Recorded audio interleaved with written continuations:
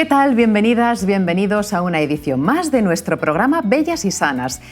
No sois pocos ni pocas los que nos habéis escrito solicitándonos que hablemos de primeros auxilios. Sabemos que, imaginaos, vamos por la calle, bueno, a mí me pasó de hecho una vez, iba por la calle caminando, por la calle Serrano de Madrid, y de repente un señor se desplomó y se dio con la cabeza en el alcorque, en el chismito duro que hay alrededor de los árboles. Se abrió la cabeza. La gente estaba súper asustada a su alrededor, ninguno supimos cómo reaccionar, lo único que nos salía era arremolinarnos alrededor y ponerle al señor, porque estaba sangrando por la cabeza la mundial, y ponerle un pañuelo para intentar contener la hemorragia. Gracias, afortunadamente, a que uno de esos viandantes era un alto responsable del SAMUR, y llamó enseguida a sus compañeros, que desplazaron muy rápidamente a una unidad y le pudo atender. ¿Cómo reaccionas en un caso así? O incluso si te encuentras en una situación aún más grave, una persona que se desplome y deje de respirar, ¿qué se hace? Estas son las preguntas que nos estáis trasladando y por eso hoy tenemos a nuestra invitada con la que vamos a hablar de primeros auxilios, pero vamos a concretar todavía un poco más. Hoy tenemos en Bellas y Sanas a Gloria Tarridas. Ella es formadora en materia de primeros auxilios, reanimación cardiopulmonar y desfibrilación precoz, técnico en emergencias sanitarias y prevención de riesgos laborales. Gloria, bienvenida a Bellas y Sanas. Muchas gracias por invitarme, Rosa. ¡Ay! Cuántas cosas por preguntarte, pero vamos a intentar que vengas muchas veces más a nuestro programa y vamos a comenzar hablando por unas siglas, RCP. ¿Qué es la reanimación cardiopulmonar? Pues la reanimación cardiopulmonar es la parte más compleja de todo lo que podemos ver en primeros auxilios. Pero si somos capaces de realizar una RCP, vamos a decirlo en cortito, por si no se nos hace muy largo, seremos capaces de hacer todo lo demás mucho más fácil, porque cuando se realiza el protocolo de reanimación cardiopulmonar es cuando hay una PCR, fíjate que son las mismas siglas, RCP, PCR, es verdad, pero cambiadas, porque es parada cardiorrespiratoria, si nos acordamos todos. PCR lo relacionamos con otra cosa ya. Sí, pero no es esto. Vamos a verlo de otro modo, que tampoco es bueno, no nos gusta ninguna de las dos cosas. Entonces, la RCP va contra la PCR, contra la parada cardiorrespiratoria. Es un protocolo que consta de dos técnicas, una es la compresión cardíaca y otra es la ventilación artificial. La ventilación artificial se puede hacer o boca a boca, lo que ahora evidentemente no está recomendado, pero que tampoco se recomienda ya mucho en los protocolos a nivel internacional, puesto que hay, aparte de crear un rechazo, también lo que puede crear es contagios. Ahora mismo, en la situación en la que estamos a nivel mundial, no se recomienda en absoluto, pero también hay sistemas en la respiración artificial que puede ser con un balón resucitador. Lo que pasa es que, claro, no lo vamos a encontrar en el caso que tú has explicado antes, ¿no? Claro. Sería cuestión de que estuvieras en un lugar donde hubiera un maletín de oxigenoterapia, donde lo hay. Pero bueno, lo digo más que nada para que sepáis que si lo habéis visto en la tele o en las películas o en las series, es un dispositivo que permite que haya una ventilación artificial, es decir, que haya un aporte de oxígeno mayor que el que tú haces boca a boca, pero con un dispositivo. Pero no vamos a hablar de eso, porque vamos a hablar de reanimación cardiopulmonar básica. Básica es yo con mis manitas y con lo que sé. Exacto. Como lo que habías dicho tú. He tenido un evento en la calle, me encuentro en una situación. Lo primero, creo que es más importante, es saber a lo que me estoy enfrentando. Pero ¿cómo lo sabes? Claro, me viene muy bien tu ejemplo por eso. Yo me voy a basar un poquito en el ejemplo que tú has puesto. Genial, ¿no? En algo, porque es práctico totalmente. Eso, o lo que nos puede pasar ahora que nos están viendo en nuestra casa, padres y madres que tengan en su casa a un peque en un accidente en casa, caerse de un sillón o caerse de unas escaleras o lo que sea, ¿no? Primero tengo que saber ¿a qué me enfrento? ¿A una urgencia o a una emergencia? La diferencia entre las Son dos cosas diferentes. Ahí, cuéntanos. Sí, claro, pues la única diferencia que tienen dos. Una es que haya un riesgo vital. En la urgencia, mira, te pregunto, ¿dónde ves tú la palabra urgencias? ¿Dónde la ves escrita? Normalmente. Pues en los hospitales. Claro. ¿Y tú cuánto puedes pasar en una sala de urgencias? Si vas con un dedito fracturado, a lo mejor pasas muchas horas allí. Con lo cual, ¿qué debería pasar para que tú fueras la primera en que te atendieran? Pues que pasara a una emergencia. ¿Eso qué significa? Que puedo tener una fractura del dedito porque me han atropellado y solo me rompí el dedito, pero puede ser que tenga una hemorragia interna. Entonces, si tú de repente te desmayas, vas a ser el primero en ser atendido. Eso es emergencia. Eso es una emergencia. Comprendido. Porque hay un riesgo vital. ¿Vale? Hay un riesgo de que la persona pierda la vida. Y entonces necesita una atención inmediata. Siempre, la urgencia no. Yo puedo tener una fractura gravísima de tobillo, de rodilla. Y poder esperar. Eso es. Pero puedo esperar y la atención puede esperar. Y ahora te pongo en ti misma, ¿no? Tú también puedes esperar a pensar lo que tienes que hacer. ¿Qué pasa con una parada cardiorrespiratoria? Que esa persona que ha tenido una fractura de cráneo, imagínate, con el Alcorque, esté sangrando muy profusamente, a ti te preocupe la sangre, pero hay algo que te tiene que preocupar principalmente. ¿Qué ocurre cuando hay una parada cardiorrespiratoria? ¿Qué separa realmente? ¿Tú qué crees que separa realmente una parada cardiorrespiratoria? A ver, desde la absoluta ignorancia... Sí, pues como todo el mundo, ¿eh? Como todo el mundo, por eso te lo pregunto. Parada cardiorrespiratoria se para o se ralentiza el ritmo del corazón y, por supuesto, la forma de respirar, ¿no? Claro, se para el aparato circulatorio. ¿Eso qué significa? Que ahora lo que me gustaría que pensarais es que lo que separa realmente es la circulación sanguínea, porque el corazón no funciona y tampoco los pulmones, como tú me has dicho. ¿No bombea? Vale, pero lo que quiero que nos quede claro es que separa la circulación sanguínea. ¿Y por qué me preocupa eso? Más que incluso que separe el corazón. Fíjate, me preocupa más que separe la circulación sanguínea, que evidentemente pasa porque el corazón se detuvo, ¿sí? Porque hay un flujo sanguíneo que no llega a un lugar. ¿A qué lugar? Al cerebro. ¿Y por qué nos preocupa que llegue al cerebro? Porque en el cerebro hay muchas cositas, que aparte de que tienen como función regular toda nuestra existencia, que son las neuronas, tienen un problema las neuronas, a diferencia de otras células corporales que tampoco podemos vivir sin ellas, como las de un hígado, como las de un pulmón o como las de un corazón, como hablábamos. Las neuronas tienen el problema de que si mueren, y mueren muy rápido porque son muy poco resistentes a la hipoxia, que es la falta de oxígeno, exactamente, mueren muy rápido y no se regeneran. Ese es nuestro principal problema. No se regeneran, pero sí nacen otras nuevas en pueden caso de cambiar que... de función. Pueden cambiar de función, es decir, las que tengo pueden hacer otra función, pero eso es con una rehabilitación, como cuando, por ejemplo, una persona tiene un ictus, una embolia.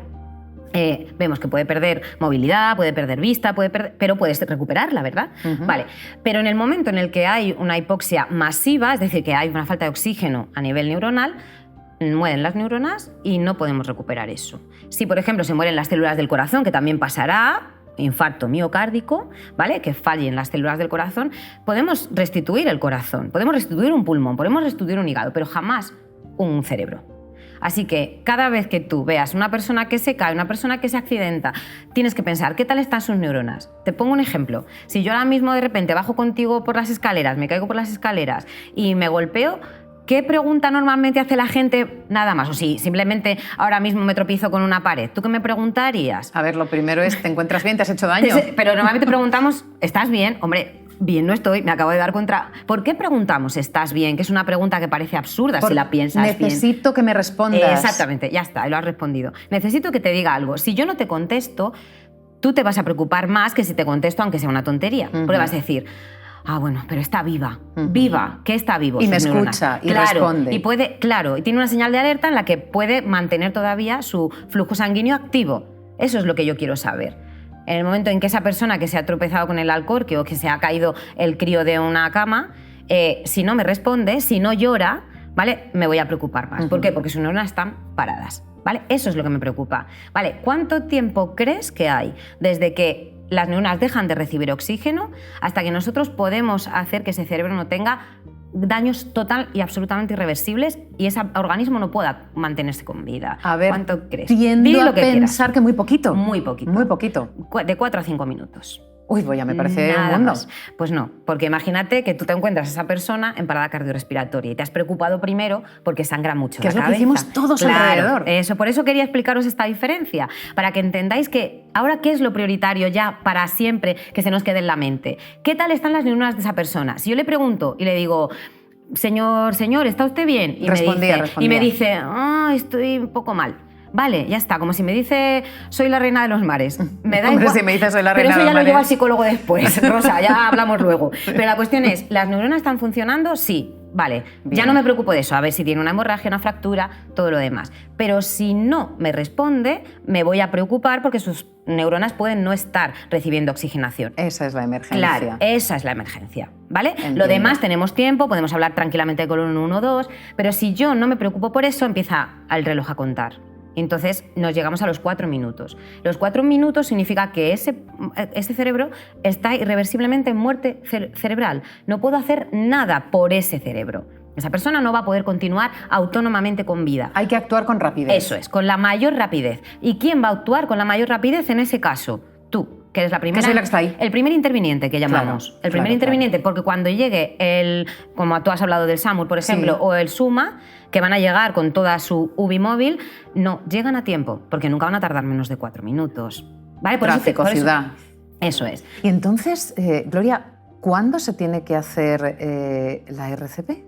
Cuando tengamos a una persona en una situación de inconsciencia y falta de respiración. Eso significa que hay una parada cardiorrespiratoria. La persona por sí misma no puede mantener el flujo sanguíneo porque no tiene el corazón funcionando y además, evidentemente, no puede meter oxígeno a ese flujo sanguíneo, ¿no? Esa es la idea, pero tengo que adivinar cuándo es. Claro, igual te voy a hacer una pregunta de perogrullo, pero No, ¿cómo seguro que no. sabes que no está respirando? Claro. Principalmente esa es la parte un poco más compleja, ¿no? Cuando una persona está inconsciente, hay dos opciones. Primero tenemos que adivinar que una persona está inconsciente seguro. Hay 3 maneras de saberlo. Una con un contacto verbal, otra con un contacto táctil y otra con un contacto doloroso, ¿vale? La primera es preguntarte, Rosa, ¿cómo estás? Y tú, si no respondes, te toco. Rosa, ¿cómo estás? Como si yo te llamo por la calle. Rosa, que no me haces caso. Ay, perdona, no te oía. Vale. Y la tercera, con un estímulo doloroso para darme cuenta, porque hay muchas personas que se accidentan y pueden estar sordas por un momento, pueden no responder a la primera o pueden tener algún... Están en shock. Claro, pueden ser. Entonces, con un estímulo doloroso, que yo recomiendo siempre que sea muy poco doloroso, que es un pellizquito en el tríceps, aquí detrás del bracito. ¿Y por qué aquí? Pues porque es muy doloroso y además si la persona reaccionara mal, es el pellizquito que nos dábamos así de pequeños cuando nos peleábamos en el cole, ¿vale? Pues que molesta mucho. La persona se mueve y yo ya tengo un dato de que si se mueve, su circulación sanguínea está, aunque no me pueda hablar, ¿vale? Entonces, con esos 3 estímulos, repito, verbal, táctil y doloroso, yo ya sé si una persona está inconsciente o no. Tengo bastantes datos. Si no está inconsciente, tengo que adivinar si respira o no respira. Vale, pongamos que respira. Que yo veo que respira normalmente, súper importante esto, normalmente. Porque imagínate que yo me encuentro a alguien que está respirando así, por ejemplo. Eso no es normalmente. Eso no es normalmente, ¿vale? Entonces, si no estoy súper segura de que es normal, en ese caso lo doy como no válido. Cualquier respiración que no sea normal la doy como no válido. Otra cosa es que yo vaya a casa, me encuentre a alguien en la cama, que esté descansando o en el sofá y de repente vea que tiene una respiración completamente normal porque yo estoy oyendo bien, estoy tranquila y la persona no me responda a los estímulos de antes. ¿Te acuerdas los que había dicho? Sí. Verbal, táctil y doloroso. Sí. Vale. Si no me responde a eso, entonces tengo que averiguar si la persona está respirando o no. ¿Cómo lo hago? Pues ahora mismo no recomiendo hacer esto. Te diré cómo se hace, que es se llama la técnica de ver, oír y sentir. Si yo pongo mi oído cerca de tu boca, puedo sentir el aliento, puedo oír el aliento y además puedo ver, mirando hacia el tórax, puedo ver si se eleva o no el tórax. ¿Vale? Esa sería la manera. ¿Tú crees que ahora es un buen momento? A ver, no por el tema de la COVID, evidentemente. Ahora mismo en el protocolo, que es un protocolo mundial, reconocido a nivel mundial, no se recomienda realizar este ver, oír y sentir. ¿Y entonces? Pues si no veo una respiración completamente normal, para mí no hay respiración. Si la persona está inconsciente, tengamos claro que con eso yo ya tengo claro si la persona está en parada respiratoria o no. Ahora me dirás, bueno, vale, pero claro, la cuestión es si me equivoco. ¿Y si me equivoco? Es que menuda responsabilidad. Eso es, me equivoco y digo, ahora yo le voy a hacer una RCP, porque yo creo porque claro, el paso siguiente... Es la RCP. Vale, hemos hecho 2 pasos, 1, inconsciencia, 2, respiración. Eso Ninguno de los 2 existen para mí, ¿vale? Paso siguiente, restituir el flujo sanguíneo. Claro. ¿Cómo lo hago eso? Bombeando el corazón. Bombeando el ¿Cómo corazón. se hace? Haciendo una compresión cardíaca sobre el tórax. Que, por cierto, después os vamos a enseñar, os va a enseñar Gloria cómo se realiza todo esto que estamos haciendo, esta charla introductoria y además que nos está viniendo fenomenal para aclarar conceptos y saber cómo tenemos que reaccionar o cómo reconocer determinadas situaciones, lo vamos a plasmar de manera gráfica porque ella, con un torso, nos va a enseñar cómo se hace. Sigue. Uy, ha sonado esto, que conste. Estoy viva, de todas formas. Vale, pues lo que hablábamos de saber si una persona está en parada cardiorrespiratoria y atreverme o no a realizar un masaje cardíaco, que es simplemente llevar, esto que nos queda a todos claro, el masaje cardíaco sirve única y exclusivamente para llevar la sangre hacia el cerebro, como hemos explicado antes, ¿vale? Ese es nuestro objetivo. Vale, ¿qué pasaría si yo de repente hago un masaje cardíaco a alguien que estaba tumbado y que al estaba sol. bien. Estaba perfectamente tumbadito y no le pasaba absolutamente nada, o me he equivocado y a lo mejor, pues no sé, estaba intoxicado por drogas o intoxicado por alcohol, por ejemplo. Pero respiraba y no he respondido, bien. pero yo no lo tengo claro. O una persona que tiene un problema respiratorio y estaba dormida al sol y a mí me parece que está respirando como Darth Vader y digo, pues vamos a hacerle la RCP. Hombre, en ese segundo caso se despertaría y te diría, ¿qué haces? Exactamente. Pero si está intoxicado, imagínate que tiene una intoxicación por drogas, alcohol o medicamentosa, ¿vale? Pues podría ser que yo me equivocara, ¿vale? O que yo, por ansiedad, diga, bueno, yo hago la RCP porque lo quiero hacer porque tengo 4 minutos máximo, claro, ¿vale? Para hacerlas. Vale, ¿qué problemas podría tener? Muy pocos, ¿vale? Primero, que la persona se despertaría, porque claro, le estoy presionando el tórax. Segundo, que me voy a dar cuenta, porque su tórax está intentando dilatarse, con lo cual yo estoy presionando, él se dilata, me lo tengo que pensar un poco. Nota resistencia. Claro, noto mucha resistencia. No se nota eso en una RCP a una persona en parada cardiorrespiratoria porque no tiene tono. No tienen ligamentos, ni tendones, ni nada que... No responde. No responde, eso es, ¿vale? Y imagínate que ya no noto nada y yo sigo insistiendo en hacer.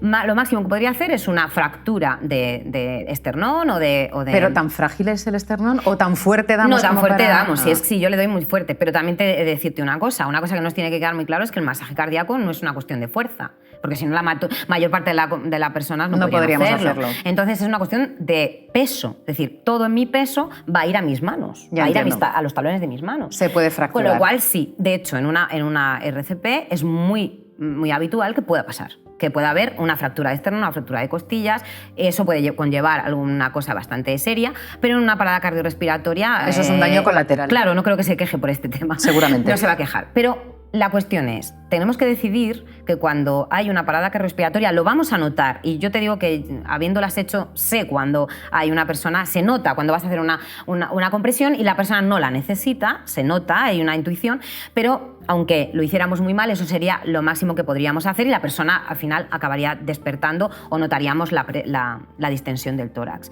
Entonces, ¿qué recomiendo yo? Ante la duda, hazlo, porque es mucho peor lo que puede suceder si no lo haces hacemos. Y lo necesitaba. Exactamente, esa es la idea. Y yo tengo otra duda más. A ver, evidentemente, gran parte de nuestra audiencia está conformada por mujeres que son mamás, y bueno, y también los padres que son papás, claro, evidentemente. Y tienen cierto miedo a que a sus hijos peques les pase algo y quieren saber cómo reaccionar. Y yo me planteo la pregunta, ¿es igual la reanimación cardiopulmonar, que insisto, después vamos a ver cómo se hace, es igual cuando se la hacemos a un adulto que a un niño? Tiene varias diferencias. Primero por la composición corporal, evidentemente, por la madurez también del cuerpo y también por la velocidad en la que hacemos las cosas y por una cosa muy importante y que ahora mismo además creo que es importante mencionarlo, sobre todo por el tema de nuestra pandemia, ¿no? Y nuestros riesgos a nivel de contagio. En los adultos se ha demostrado en muchos estudios que hay resultados muy beneficiosos para personas que solo reciben compresiones torácicas y no reciben ventilación artificial, tal y como está pensado el protocolo, que las dos cosas, bueno, si no he explicado antes, la ventilación artificial es para meter un poco más de oxígeno dentro y saturar un poco más de oxígeno el flujo sanguíneo. Pero en el caso de los niños, sí que la ventilación boca a boca, aunque no tengamos ningún medio, es bastante importante. En los adultos no lo es tanto, pero en los bebés y en los niños sí que es importante. Y te diré por qué. Porque los niños normalmente tienen más paradas respiratorias que paradas cardíacas, cuando en nosotros la sospecha inicial tiene que ser parada cardíaca. Pero en los niños y en los bebés, en los lactantes, no. Es la parada respiratoria. ¿Qué hacemos con iniciar una ventilación artificial al inicio de nuestro protocolo de RCP? Intentar sacarle de esa situación. Claro. Intentar sacar al niño de la parada respiratoria para que no llegue a una parada cardíaca y se nos complique más. Y suele funcionar así, porque los niños la verdad es que responden fenomenal a las reanimaciones.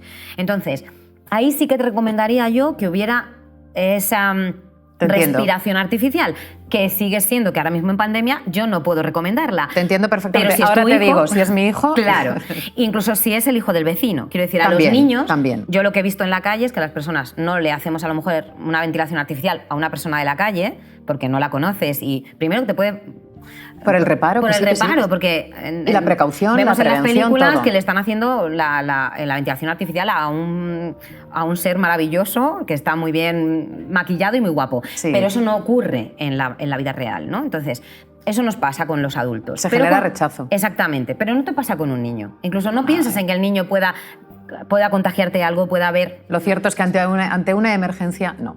Exactamente, ante una emergencia pediátrica haces lo que sea sin pensar en tu propia salud, ¿no? Y que no es lo que yo recomiendo en una reanimación. Y como profesional no lo puedes hacer y nosotros como medio de comunicación tampoco. Pero que cada uno se ponga la manita en el corazón. Exactamente, cada uno que lo haga, eso es una decisión propia. Igual que todo el protocolo de RCP es una decisión propia, no es una obligación. Esto quiero que también quede claro. Claro. No es una obligación, es simplemente una recomendación. Si no lo haces, no es denegación de auxilio. No, solamente es denegación de auxilio si no avisas. Si no hay un aviso. Ah, muy bueno que digamos esto. Eso es importante, que lo sepáis. Que yo no tengo por qué hacer nada, ¿vale? Si no me siento capacitado o no tengo las medidas para poder hacerlo, no tengo por qué hacerlo. Pero sí debo avisar. Debo iniciar lo que se llama la cadena de supervivencia. Iniciar con una llamada, con un grito, con un auxilio, con lo que sea, para que haya alguien que pueda atender a esa persona.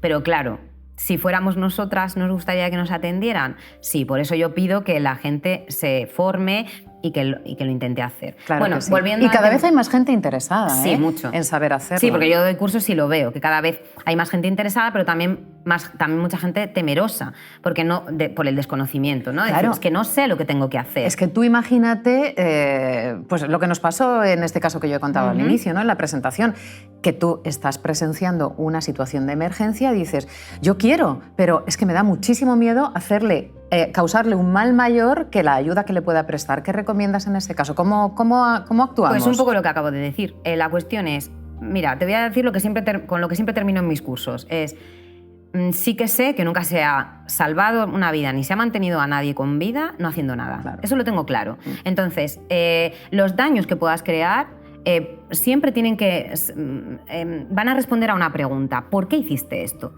¿Tú por qué le moviste a una persona? Pues porque había peligro, ya, pero había una lesión. Bueno, pero es que había peligro en el sitio donde estaba y yo no podía atenderle. Entonces yo, si lo tengo que retirar de la carretera, tendré que retirar a esa persona de la carretera porque no podía atenderla. Un bombero no se pone a hacer una RCP dentro de una casa con un incendio, ¿verdad? Claro. Coge a la persona y la mueve. Ya sé que hay peligro de mover a esa persona porque a lo mejor se ha caído del piso superior, pero hay que moverla porque supone un peligro. Entonces, siempre dentro de lo que es razonablemente aceptado, ¿no? Que es lo que un poco te dice el Código Penal, haz algo, porque seguro que lo sabes hacer, seguro que mínimamente lo sabes hacer, o si no habrá alguien, como en tu caso, que había una persona que sí sabía, ayúdale, porque él te va a decir lo que puedes hacer. Bueno, tuvimos una suerte claro. Brutal, porque estábamos todos paralizados, como claro. pollos sin cabeza, dando vueltas alrededor, la gente con los teléfonos, pero... Claro, pero eso da mucha pena, porque cuando nosotros llegamos y vemos que se podía haber hecho cosas y nadie las has hecho, pero bueno, nosotros ahora ya nos estamos formando en esto, ya tenemos un poco alta idea. Y me parece súper útil que haya cursos como los que tú impartes, en los que nos enseñas a hacer las cosas de manera,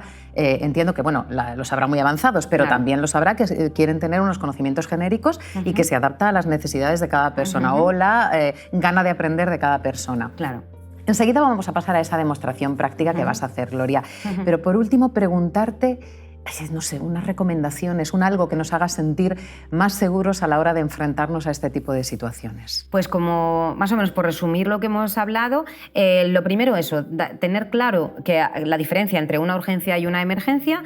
Yo no soy de mantén la calma. Esta parte no la entiendo mucho porque yo no mantengo la calma cuando tengo una parada cardiorrespiratoria a la que tengo que atender. Hay que actuar. Hay que actuar. ¿Vale? Y solamente se actúa cuando se actúa bien, cuando se sabe lo que estás haciendo, cuando tienes un conocimiento y cuando lo has practicado. Es decir, cuando sabes lo que tienes que hacer y lo has hecho alguna vez, ¿no? Por eso la importancia de la formación en esto y en todo en la vida, ¿no? Y en todo. La cuestión es, cuando vayas a hacer una cosa, cuando en este caso, que no te dé miedo, que lo que sepas, realizarlo, que te sientas seguro en realizarlo, aunque estés muy nervioso, aunque te falte la respiración, aunque te angusties mucho porque es tu hijo, por ejemplo, ¿no? Porque sí me he encontrado en muchos casos en que los padres y los cuidadores o las personas que tienen niños a su cargo se sienten muy perdidos porque tienen un nivel emocional, ¿no? Con esa persona, entonces o con ese niño en este caso, pero aún así cree en ti mismo, creen que lo puedes hacer y date cuenta de que cuando estamos hablando de una parada cardiorrespiratoria, no lo que estabas hablando tú, que al final, con hacer una compresión en una herida abierta, puedes coartar la hemorragia y tenemos tiempo, pero en una parada cardiorrespiratoria no tenemos tiempo. No hay tiempo. Entonces lo tienes que hacer tú. No pienses en nosotros, me refiero a nosotros como los medios sanitarios, porque vamos a llegar tarde. Vamos a llegar tarde y ya hemos explicado por qué. Entonces, actúa porque siempre algo podrás hacer. Y en el caso de los niños, lo he dicho, tienes que actuar muy rápido porque puedes que no vaya más, porque como hemos dicho, podemos intentar que la respiración se recupere y no llegar a más. Y en el caso de los adultos es importantísimo iniciar el masaje cardíaco lo antes posible y además no interrumpirlo. El masaje cardíaco todo el tiempo, sin interrupción. Claro, y además hay una cosa, nosotros podemos empezarlo, pero que alguien vaya avisando a los sanitarios y cuando el sanitario venga ya puede retomar tu lugar, ¿no? Te toma el testigo y tú ya has cumplido tu Pero hay que función. tener también en cuenta que el masaje cardíaco no lo puedes hacer tú solo. O sea, yo no puedo... masaje cardíaco, ¿cuánto crees tú que aguantarías? Ahora, como me vais a ver a mí hacerlo... ¿30 segundos? Yo, 30 segundos. Tú o el resto de los mortales. Yo, ¿cuánto piensas que yo puedo aguantar haciendo un masaje cardíaco? Que es poner todo mi peso sobre el tórax de un paciente, sea cual sea. O de un niño o de... ¿Cuánto? Tirando a la alta. Sí, muy alta. 10 minutos. Ni 2. Ni 2 minutos. Ni 2 minutos. Yo como especialista, que incluso aunque la hayas entrenado, a partir de 1,5 minutos perdemos técnica. No es que no podamos seguir, pero perdemos técnica. Eficiencia, con lo cual, eficiencia, exactamente. Entonces, piensa que una persona normal, que además está en una situación de estrés, con una ventilación también muy agitada, con taquicardia... se agota antes. Se agota antes. Hay que tomar el relevo. Claro. Si estuviéramos tú y yo frente a este problema, tú harías una parte del masaje, yo la otra, y nos estaríamos todo el rato turnando. Por eso es importante que todos actuemos con unión. Rosa, como en la vida. Trabajo en equipo. Trabajo en equipo. Entonces, claro, pero todos tenemos que saber lo que hacemos o seguir a un líder que sepa hacerlo. Bueno. Si me tengo a ti, pues lo haces conmigo. Por eso es tan importante hoy tu presencia aquí. Y ahora sí, Gloria, te agradezco muchísimo que hayas aclarado todas estas cuestiones previamente, pero lo importante viene ahora, que es cuando nos vas a enseñar cómo se hace la RCP. Muchísimas gracias, Gloria. Gracias a ti, Rosa. Quedaos con nosotros porque ahora es cuando vais a aprender de verdad todo lo que, o gran parte de lo que necesitamos saber para reaccionar correctamente en una situación de emergencia. Vamos a realizar ahora las prácticas de RCP, tanto la de adulto como la de pediátrica. Lo vamos a realizar en los torsos de adulto, que es este que tengo aquí, y en el torso de pediátrico, que es el de niño o el de bebé. Vale, ¿cómo se realiza la RCP en adultos? Se realiza con el peso de mi cuerpo. Eso significa que yo, en los talones de mi mano, voy a llevar todo el peso de mi cuerpo al torso de la persona. ¿Y en qué lugar? En el centro del tórax, porque ahí es donde está el corazón, que es lo que necesito comprimir. Está en el centro del tórax en cualquier persona, ¿vale?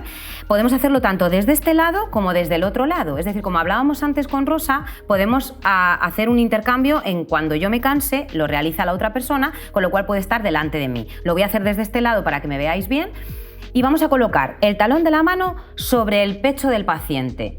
Puede ser, normalmente se hace con el pecho desnudo del paciente, pero si llevara una camiseta también podría ser. No es necesario desnudarlo, simplemente que yo esté cómodo para poder tocar el pecho del paciente. Vale, con el talón de la mano colocado encima del pecho, la otra mano sobre la mano que acabo de poner en el pecho y trabajando sobre esto, por lo cual intentaré que la muñeca esté un poquito flexionada. Si yo lo hago mirándoos así, mirad lo que hago con mis codos. ¿Veis que esta es la posición normal del codo? Y hago este movimiento. ¿Por qué hago esto? Porque si yo no lo hiciera, al apoyarme sobre la persona y ejercer el peso, lo que haría sería doblar los codos, con lo cual la fuerza desaparecería.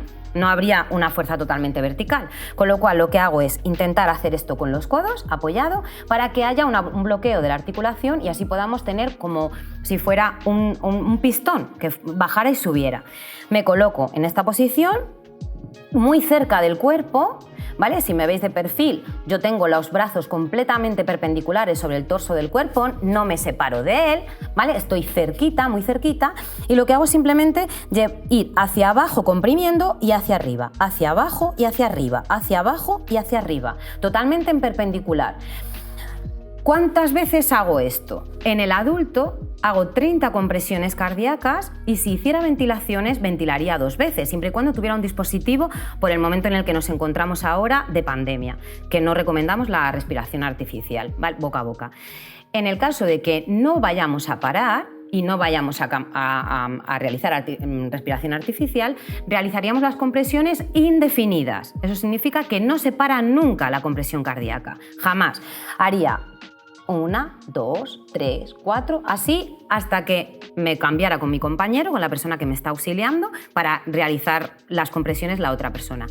¿Cuál sería la velocidad de compresión? Pues entre 100 y 120 compresiones al minuto. Menos de 100 no, porque no cogemos un ritmo suficiente para que haya una presión arterial suficiente que lleve toda la circulación sanguínea, como hemos dicho antes, al cerebro, y más de 120 tampoco, porque no podríamos hacer un movimiento de bajada y de subida, sino que simplemente lo haríamos demasiado deprisa y el corazón necesita comprimirse, pero también relajarse para poder llenarse de sangre y después eyectarla, después expulsarla, ¿vale? Voy a hacer una demostración para que lo veáis más o menos yendo a 100 compresiones al minuto. 1, 2, 3, 4, 5, 6, 7, 8, 9, 10, 28, 29, 30, ¿vale? Podría cambiarme ahí con mi otro compañero o si tuviera que ventilar, ventilaría, en el caso de que tuviera un balón resucitador o un aparato de ventilación artificial. La compresión debe ser de unos 3-4 centímetros que bajáramos en el torso, pero esto es muy difícil de calcular. Entonces, más o menos, depende del torso que nos encontráramos, bajaríamos 1/3 del torso de la persona. Si yo encuentro un torso así, bajaría 1/3. Si encuentro un torsito así, que podría ser un niño o un lactante, pues bajaría 1/3, más o menos, para que nos hagamos una idea. Es bastante intuitivo, se nota muy bien cuando yo estoy llegando al corazón, porque el corazón está muy arriba, está muy pegado al esternón. Si yo tengo aquí el esternón, el corazón lo tengo aquí, con lo cual en cuanto presiono, llego fácilmente al corazón. ¿Durante cuánto tiempo hago esto? Indefinidamente, hasta en el momento en el que lleven los servicios sanitarios y vean que ya lo pueden hacer ellos, o a lo mejor cambio con la otra persona porque estoy cansado o extenuado. Si no, o que haya signos reales de muerte, pero nosotros iniciamos las compresiones y no las interrumpimos. Es importante que las compresiones no se interrumpan. Diferencias entre la compresión de adulto, la compresión de niño y la compresión de lactante. En la compresión de adulto, todo el peso de mi cuerpo va sobre mis 2 manos. En la compresión del niño hago lo mismo, pero solamente con una mano, ¿vale? Porque no necesita tanta compresión. ¿Y cómo lo hago? En la compresión con el lactante o el bebé, los niños de menos de 1 año. Solo con la fuerza, en este caso es fuerza, de los 2 dedos de una mano. Igualmente en el centro del tórax presionaría con la misma compresión que haría el tercio que hemos hablado antes y con la misma velocidad, entre 100 y 120.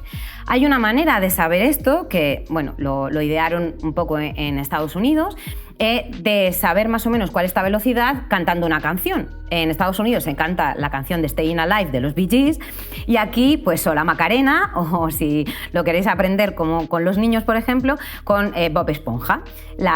Esto no es para que cantéis mientras lo hagáis, sino que simplemente ahora, si cantáis en voz baja cuál es esa velocidad, sabéis más o menos cuáles son 100 compresiones al minuto. Vamos a ver más cambios que hay entre la compresión, la reanimación cardiopulmonar en adultos que en niños. Hemos hablado antes de que en los niños sí hacemos ventilaciones artificiales, es decir, boca a boca, y de momento en el adulto no las recomendamos. En el niño, si vais a hacerlas, se realiza sobre la boca o la boca-nariz si es un lactante, realizando 5 compresiones iniciales en el momento de la parada cardiorrespiratoria y luego 15 compresiones cardíacas y 2 ventilaciones. ¿Cómo sería esto? Pues si fuera un bebé y yo puedo cogerle en esta situación teniendo esta superficie rígida bajo el niño, lo que haría sería llenar en el lactante, llenar mis carrillos y soltar el aire, cogiendo toda su boca y su nariz. Haría esto. Así 5 veces. 5 veces y luego 15 compresiones cardíacas. 1, 2, 3, 15 y luego iría otra vez a la ventilación artificial. 1, 2. La ventilación artificial es 1 al segundo. ¿Sí? 1, 2. 15, 1, 2. Esto sería en el lactante y en el niño. Y en el adulto, 30. Y si tuviéramos ventilación, 2. Y si no hay ventilación, indefinidas, sin parar.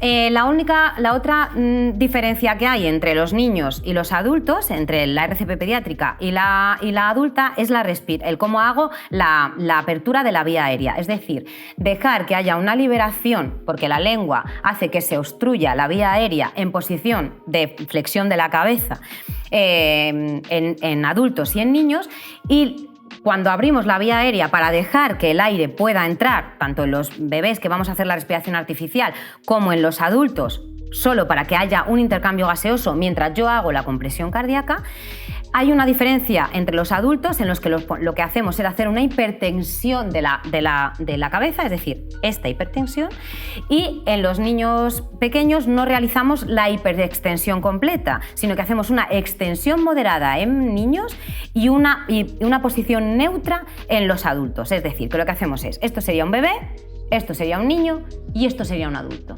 Repito, adulto, niño, bebé. Eso simplemente es porque los niños tienen la tráquea muy flexible y cuando se hace una hiperextensión completa, la tráquea se cierra. Sin embargo, en los adultos ya la tenemos más rígida y la tráquea no se cierra. Simplemente para abrir la vía aérea y que la lengua descienda y no obstruyamos la vía aérea con la lengua al estar en situación de inconsciencia. Solo una cosa más sobre esto que hablaba de la ventilación y de la apertura de la vía aérea. No es cierto que la lengua obstruya las vías aéreas porque se dé la vuelta, ¿vale? Ni porque nos la traguemos. Esto es un mito y es un fake, no es cierto. Sino que la lengua es verdad que obstruye las vías aéreas en inconsciencia y en posición de flexión de la cabeza, desde la posición neutra hasta aquí, esto es flexión. Si estamos en esa posición, la lengua obstruye las vías aéreas y no deja pasar el aire. Simplemente con hiperextender la cabeza, como os he explicado en adultos y en niños, logramos que haya una apertura de la vía aérea y por lo tanto el aire puede pasar. Pues hasta aquí las prácticas de RCP en adultos y en niños. Como os he dicho antes, intentadlo, hacedlo, que ahora ya sabéis cómo se hace, y nunca se ha salvado una vida sin realizar nada, con lo cual intentémoslo y veréis cómo sale bien. Muchas veces al despedir el programa os digo, confío en que hayáis aprendido algo nuevo hoy. Bueno, pues hoy más que nunca os digo que espero que hayáis aprendido cómo reaccionar ante una situación que nos podemos encontrar en nuestro día a día, con mayores y con pequeños. Y ya sabéis, si tenéis alguna duda, como siempre hacéis o como muchas veces hacéis, escribidnos y nosotros abordamos los temas que más os interesen. Gracias por acompañarnos un día más. Estaremos aquí la semana que viene en Bellas y Sanas.